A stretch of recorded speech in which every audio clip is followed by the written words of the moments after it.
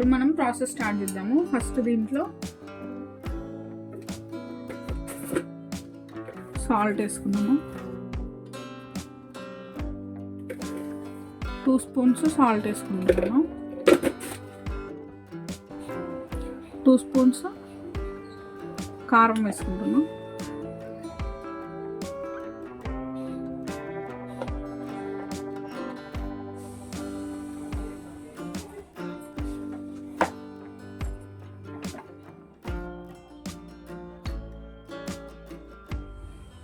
కొద్దిగా పసుపు,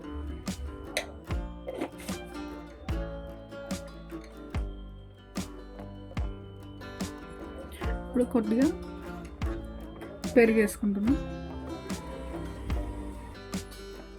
కొద్దిగా నిమ్మరసం,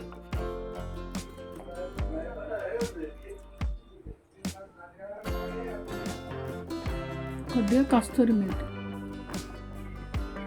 వేసుకొని ఇదంతా కలిపేసి మ్యారినేట్ చేసి పెట్టుకోవాలి ఒక 1/2 అవర్. దీని తర్వాత మనము దీంట్లోకి మసాలా ప్రిపరేషన్ చేద్దాము. ఆ మసాలా ప్రిపేర్ చేసేసరికి ఇది మ్యారినేట్ అయిపోతుంది కాబట్టి మనకు ఈజీగా ఉంటుంది.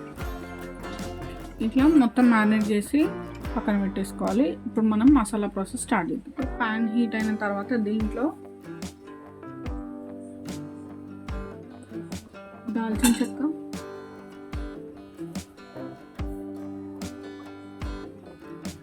త్రీ టేబుల్ స్పూన్ ధనియాలు,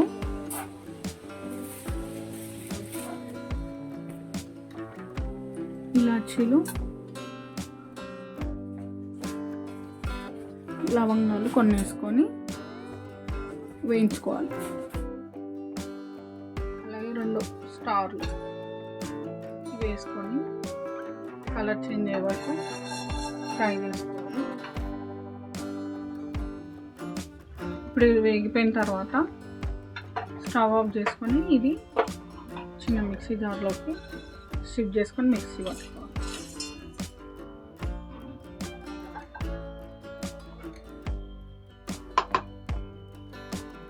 ఇప్పుడు నేను సేమ్ ప్యాన్లో కొద్దిగా ఆయిల్ వేసుకొని హీట్ చేసుకున్నాను.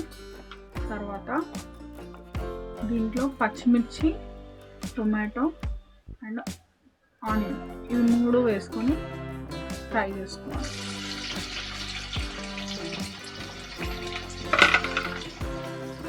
ఇప్పుడు ఇదైతే ఫ్రై అయిపోయింది. దీన్ని మనము సపరేట్గా చల్లారిన తర్వాత మిక్సీ పట్టుకొని పెట్టుకోవాలి. అది మిక్సీ పట్టేసుకున్న తర్వాత సేమ్ ప్యాన్లో బగారాకు,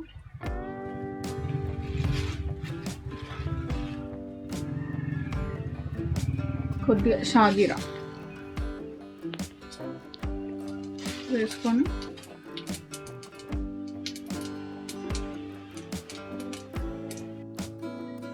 ఇందాక మనము మిక్సీ పట్టు పెట్టుకున్న పేస్ట్,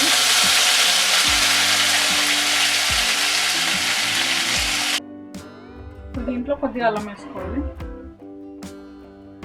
కొద్దిగా అల్లం వేసుకుని అల్లం వేసుకున్న తర్వాత ఇందాక మనం మ్యారినేట్ చేసి పెట్టుకున్నాం కదా,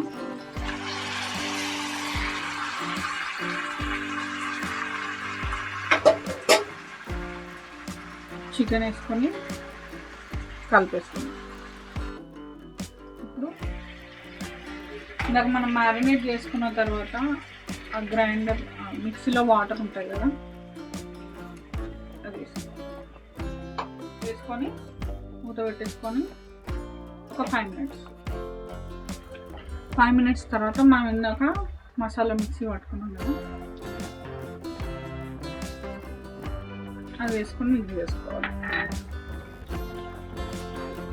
ఇప్పుడు కొద్దిగా కస్తూరి మెంతి ఇందాక కూడా వేసుకున్నాము, మళ్ళీ వేసుకోవచ్చు. ఇప్పుడు దీంట్లోకి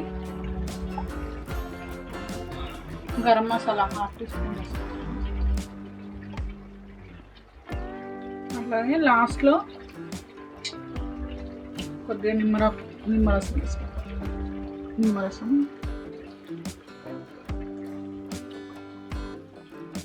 మన కర్రీ అయితే ఇప్పుడు కంప్లీట్ అయిపోయింది. మంచిగా గ్రేవీతోని కనిపిస్తుంది కదా గ్రేవీ. ఇప్పుడు లాస్ట్లో దాన్ని తీసుకుంటే